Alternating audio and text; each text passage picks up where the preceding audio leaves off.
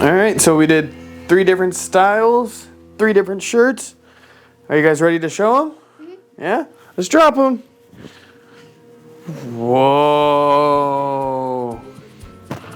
Welcome back, all you happy crafters. Thank you so much for all the love and support on the last video, the Amazon Ultimate Bunk Bed. My daughter absolutely loves it. She loves all the lights, the slides, the light up dresser. She can't stop showing it off to anyone who will look at it. But that's not what we're here for today. On our next video, we are gonna do a tie-dye video. That's right. I do a lot of different tie-dyeing. And today we are going to do a fun little tie-dye tutorial. So make sure you hit that like button, hit that subscribe button, turn on the notifications so you don't miss our next video. And we're gonna get our dyes ready, we're gonna get our shirts ready. So the first thing we gotta do is we gotta soak our shirts in water or whatever material, clothes, socks, whatever you're dyeing that is primarily cotton. We are gonna soak in water, make sure it's soaked all the way through, and then we're gonna wring it out to where it's just slightly damp. All right, I believe that's all we've got for the intro. So we're just gonna jump right on in. Let's see what we got. All right, so we got our shirts ready. I'm using Gildan 100% cotton with no tags.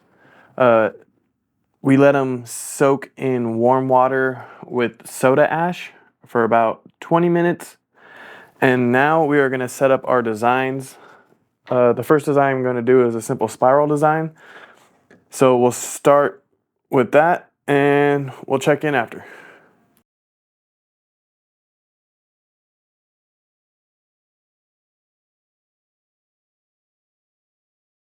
All right, once you get your design all scrunched up and folded up, use some rubber bands to secure it in place. Make sure you keep your tabletop as clean as possible to try not to transfer any other dyes to where you don't want them.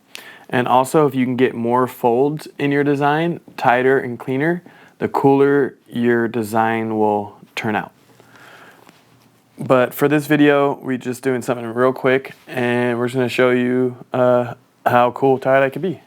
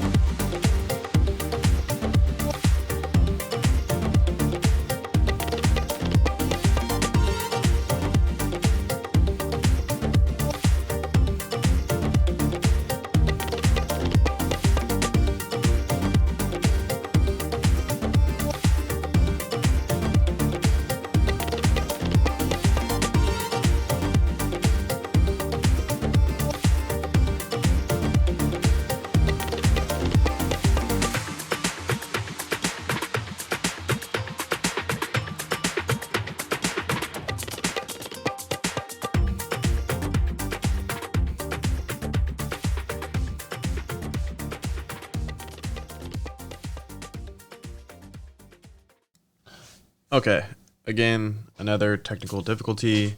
The microphone receiver died. But on Venice's technique, we are doing the crumple tie-dye technique. It is a very simple technique. My daughter loves doing this technique. She's done it many times. She just needs help with the rubber banding. And if you're trying to tie-dye with a young one, I highly recommend this technique. You just scrunch it up until it's in a nice crumply mess, and then you rubber band it all over the place. I love how she just sits with her hands crossed, all proud. Okay, here we go.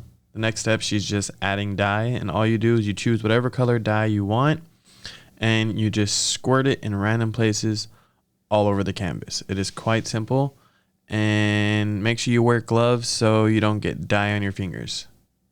All right, check out what she does.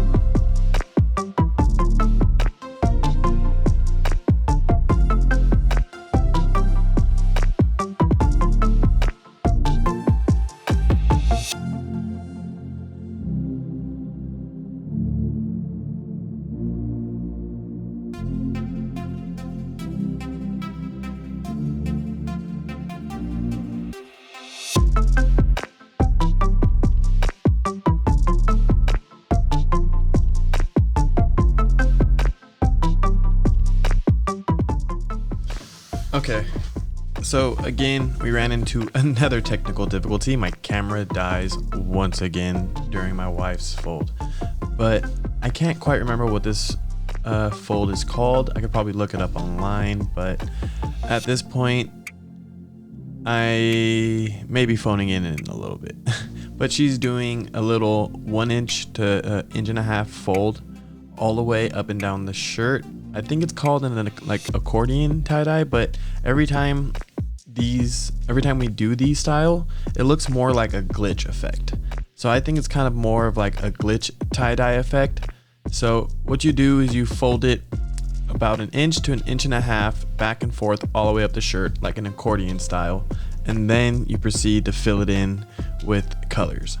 So we'll let her continue her fold and we'll jump straight to the dyeing process. All right, see you there.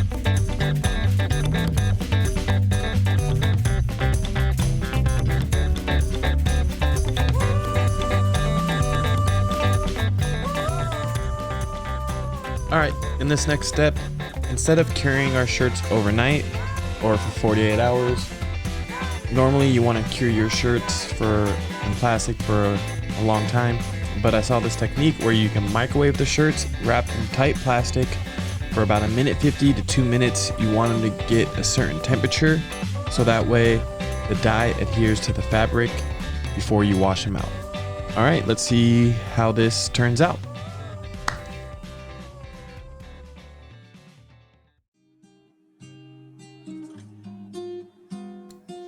In this step, we're washing the tie-dye out with cold water.